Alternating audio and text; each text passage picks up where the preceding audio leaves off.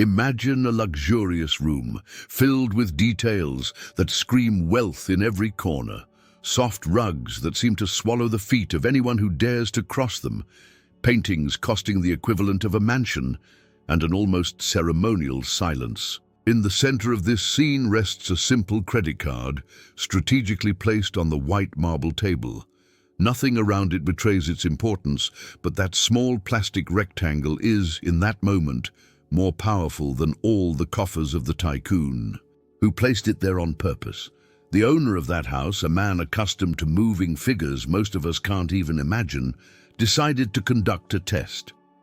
But this wasn't a common test, the kind used only to measure employee loyalty.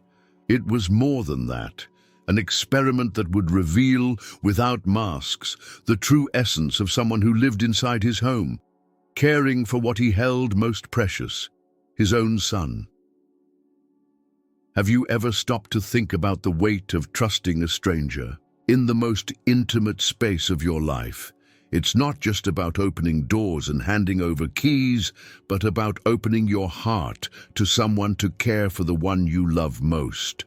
What if that person, in a moment of weakness, uses that trust for something you never imagined? This is where the story begins to challenge us.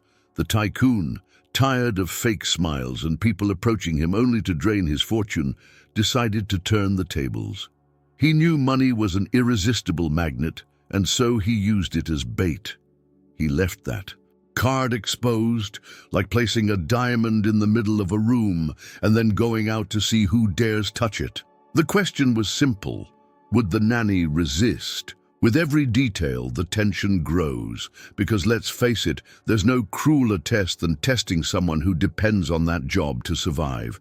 It would be almost like giving a starving child the key to a bakery and asking them to simply look at the bread in the window without tasting any. Who in their right mind could resist such an explicit temptation? And here lies the broken expectation that drives this narrative. The nanny had no idea she was being watched. There was no warning, no chance to defend herself, just the cold, calculating gaze of a man who wanted answers. He wasn't just interested in whether she would be able to resist the urge. He wanted to discover something deeper. How far can honesty go when no one is looking? Perhaps you, watching now, are already forming an opinion. Maybe you think the Tycoon overreacted, that this kind of test is inhumane. Or maybe you agree that in a world so full of betrayals, any precaution is valid. But the truth is that only the next moments of this story will reveal who was truly right. Before we move on, I want to invite you to reflect. What if you were in that nanny's shoes? With a powerful credit card in front of you, with no one around, would you have resisted? Or would you have believed that a small purchase wouldn't hurt anyone? Leave a comment, because your opinion may offer an angle many people may not have considered yet. And be sure to subscribe to the channel and like it, because what's about to happen will surprise you. This isn't just another story about money. It's a story about character, judgment, and how often those who believe they're in control can end up discovering that the real test wasn't for others, but for themselves. And that's precisely what brings us to the next chapter. Who is this Tycoon? Where does so much distrust come from? And why did he decide to put someone who seemed so harmless to the test? Before understanding the scene involving the exposed credit card, we need to take a step back and get to know the man who masterminded this scheme. He wasn't just a millionaire accustomed to collecting rare cars and traveling in private jets. He was someone shaped by a life of contrasts, who learned too early that the shine of money attracts both admiration and deceit. This Tycoon started from nothing. The son of immigrants who arrived in the United States with just a few suitcases and many dreams, he grew up watching his parents struggle in menial jobs to put food on the table. As a teenager, he vowed to change his family's destiny. And he did. He founded his first company in a small garage and, with a mixture of boldness and discipline, transformed a simple idea into an empire. But with success came disappointment. Childhood friends who disappeared when the work was hard and reappeared when the money started to flow. Business partners who seemed loyal until they saw an opportunity to betray. Romantic relationships that collapsed because, deep down, true passion was always tainted by suspicion. Does she love me, or what my money can offer? This man's life became a series of bitter lessons. He discovered that the higher he climbed, the lonelier he became. It was like climbing a mountain and realizing that at the top, the air grows thin and voices grow distant. Surrounded by luxuries, yet at the same time beset by doubt, he began to see every person around him as a potential threat.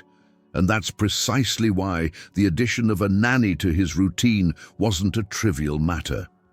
Having someone outside of him care for his own son meant giving up some control, and that was frightening to him. After all, the boy wasn't just his heir, but the last link to a life that still had meaning. Protecting this child also meant protecting his own hope that not everything was about business and money.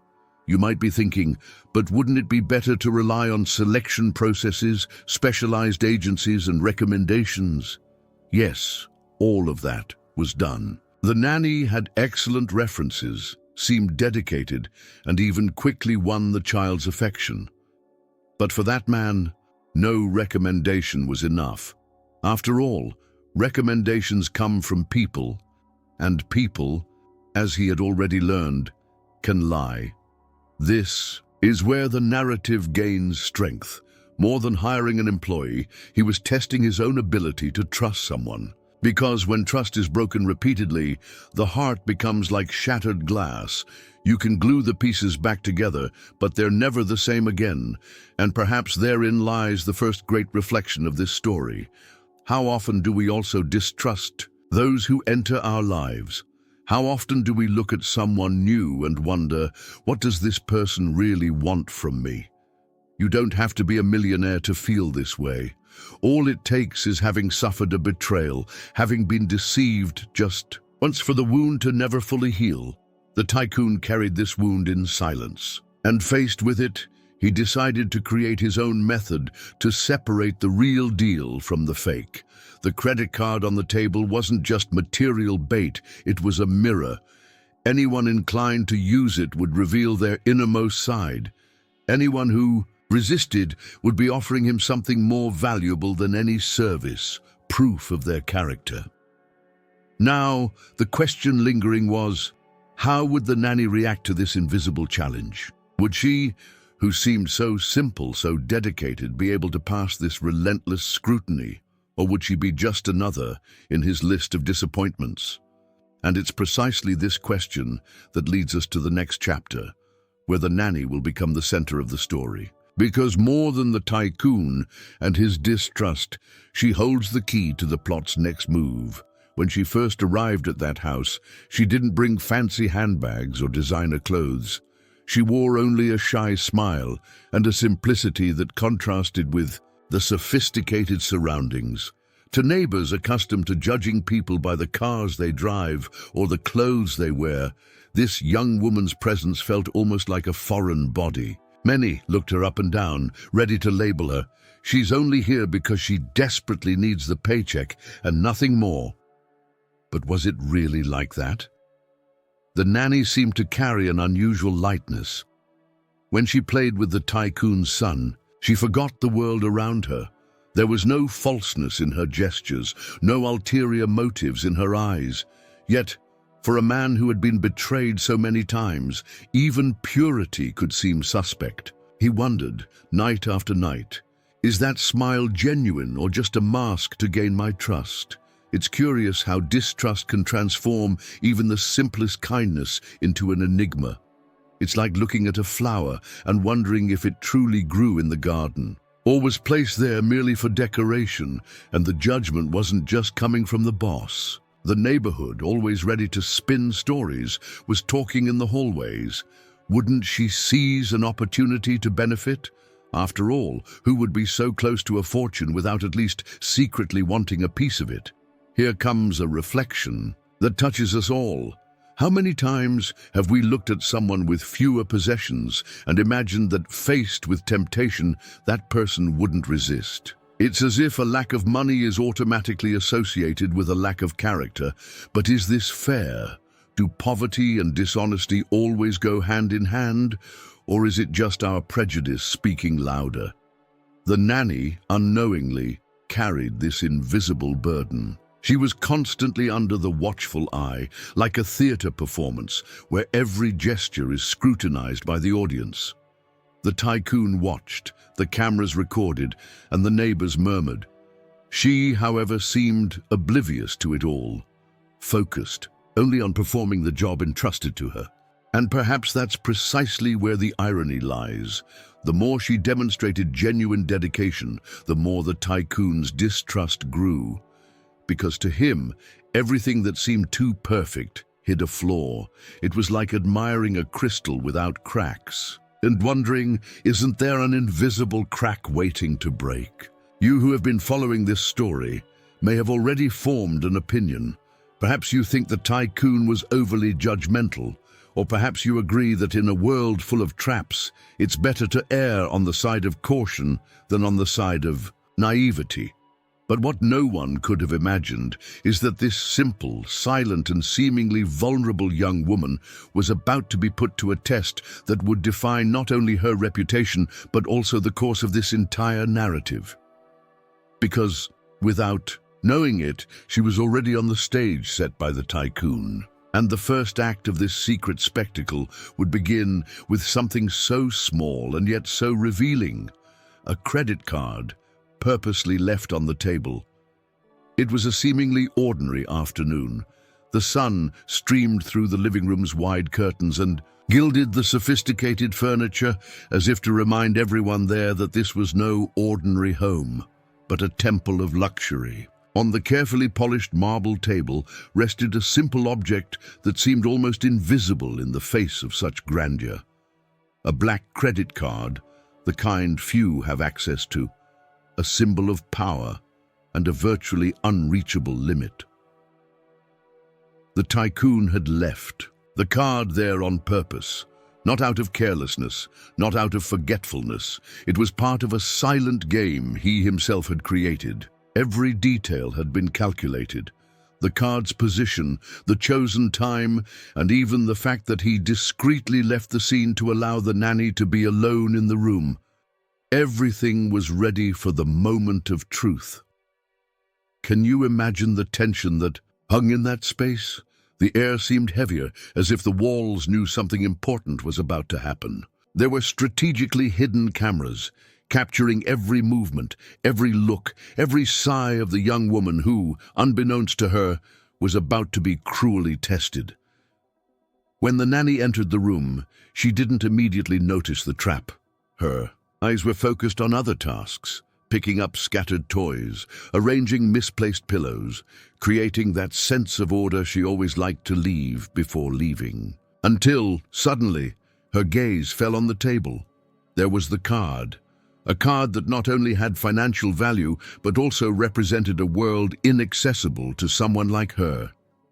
It was as if, before her eyes, lay a key capable of opening doors to experiences she would never otherwise have: fine dining, designer clothes, luxury travel, all within reach of a simple gesture. Her heart raced, not because she desired those things, but because she knew exactly what that object represented.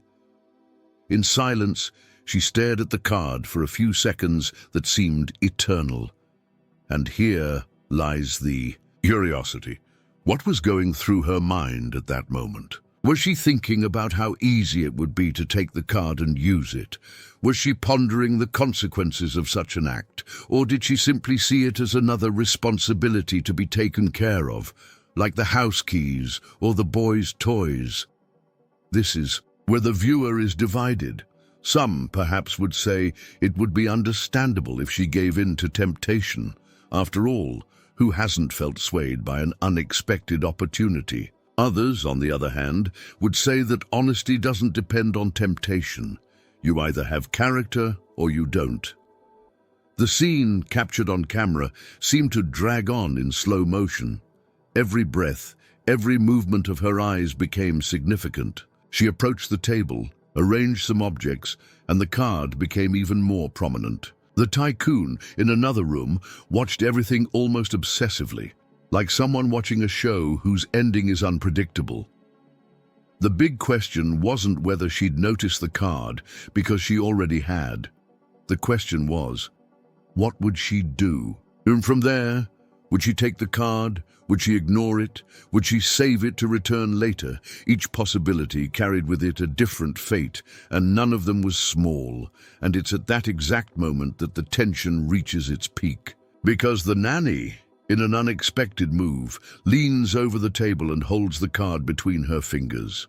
The Tycoon's heart raced. The cameras captured everything. And we, who have followed this story, are gripped by an inevitable question.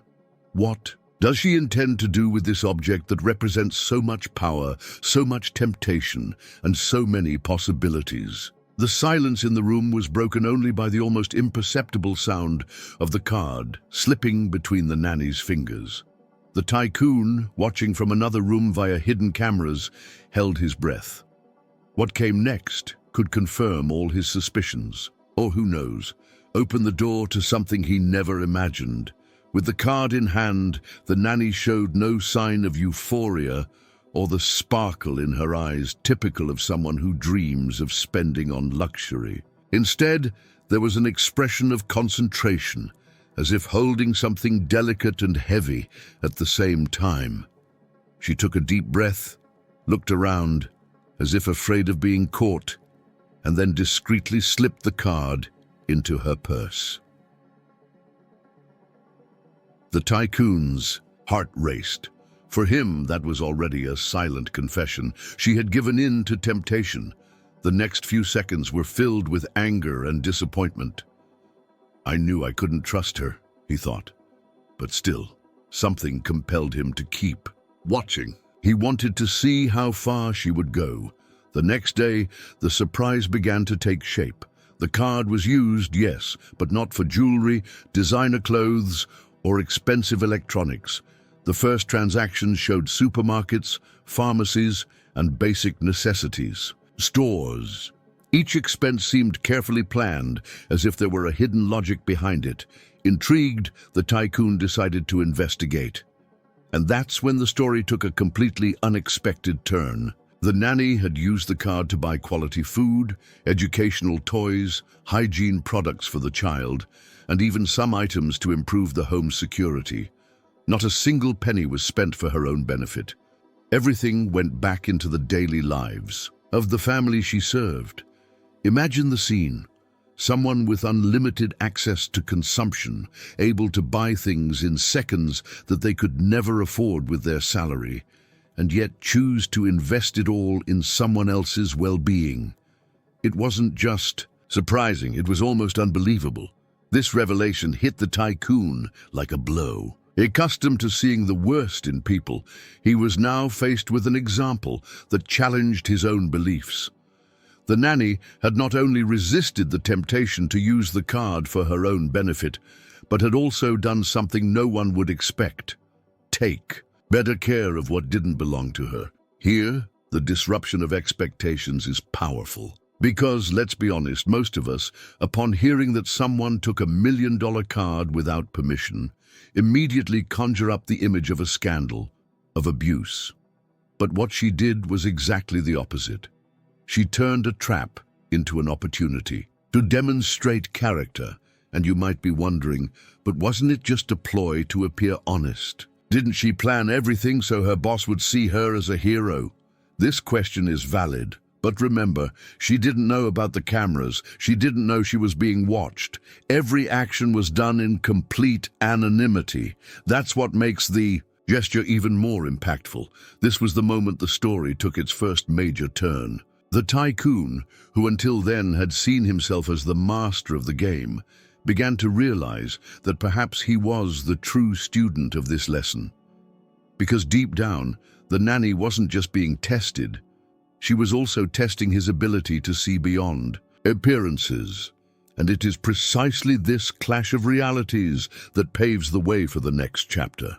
Because, faced with this revelation, the Tycoon could not remain silent. He needed to confront the nanny, needed to hear from her the reasons behind each action. The moment of the encounter was approaching, and with it, emotions would explode. The day dawned tensely in the mansion. The Tycoon had spent the night awake, reviewing the recorded footage, analyzing every detail of the purchases made, trying to find a point of contradiction. But there was none. Everything led to the same conclusion. The nanny had used his credit card, yes, but to better care for his home and his son.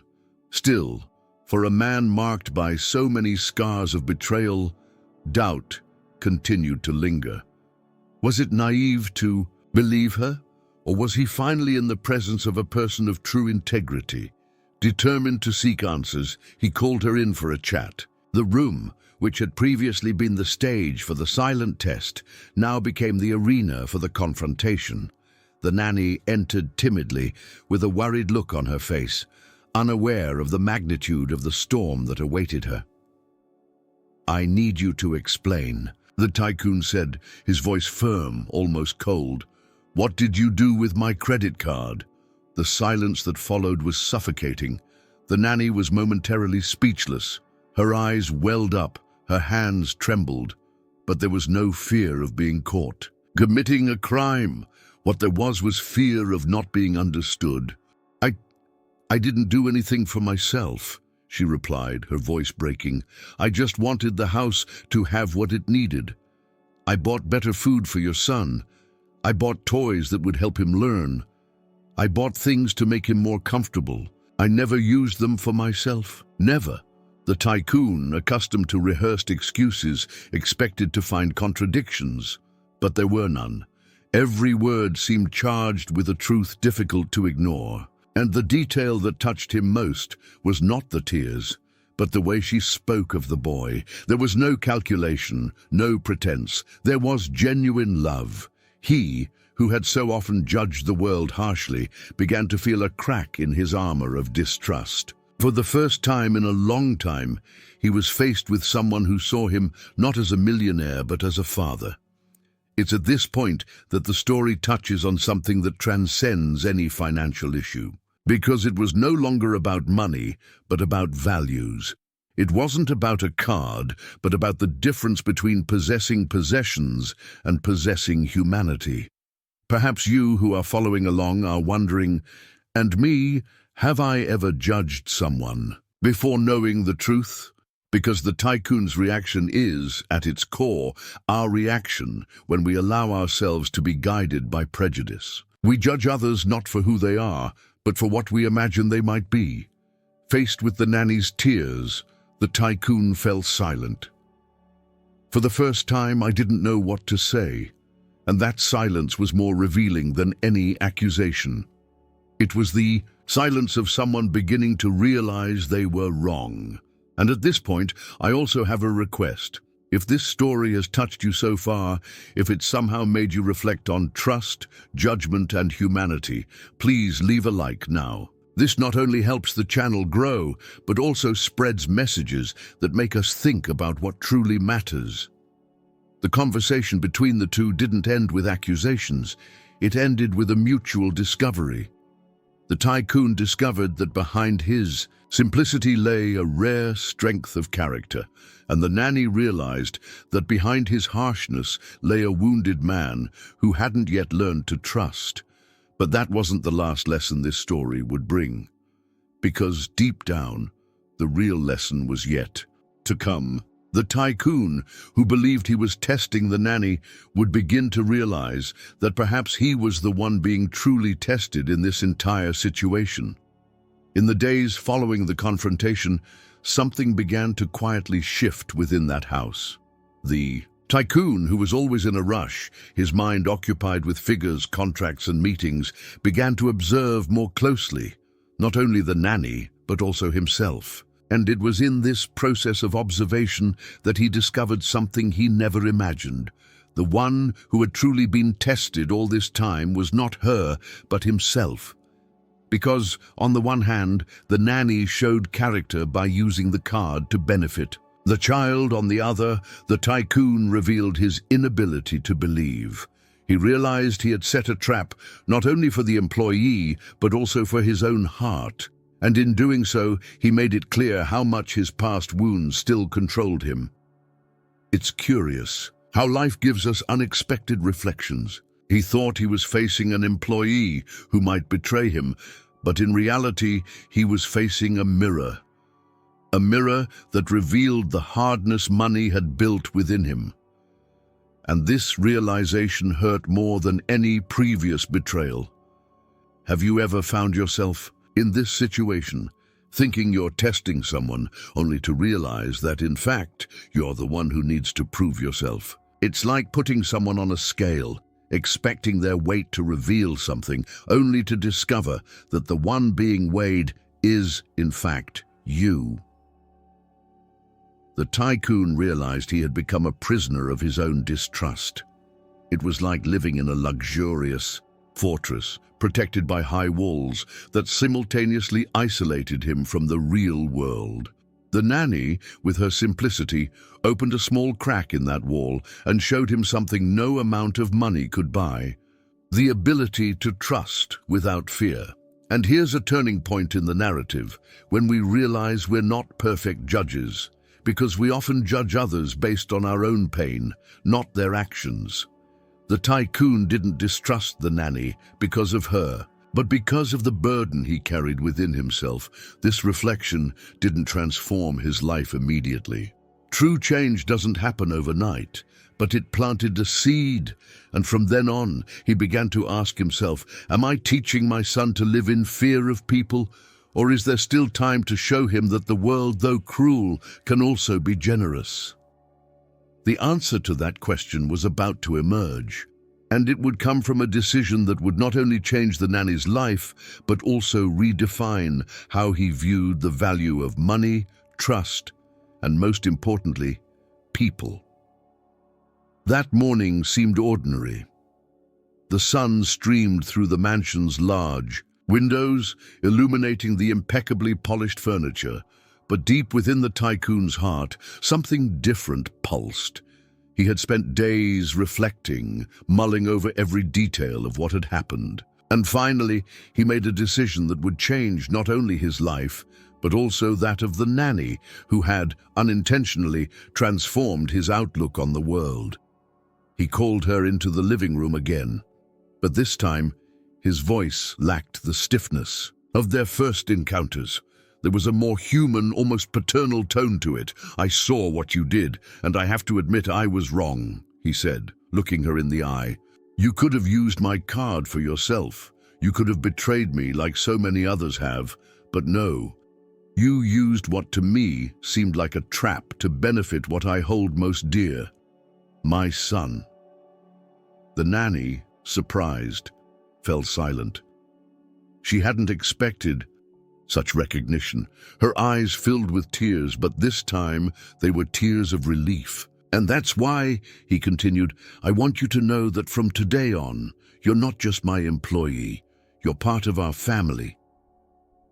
The words echoed through the room like a breath of new life. For the first time in years, that man had let go of some of his distrust and truly let someone into his inner circle. And it wasn't just anyone. It was a simple, honest woman who had turned a cruel test into a proof of love.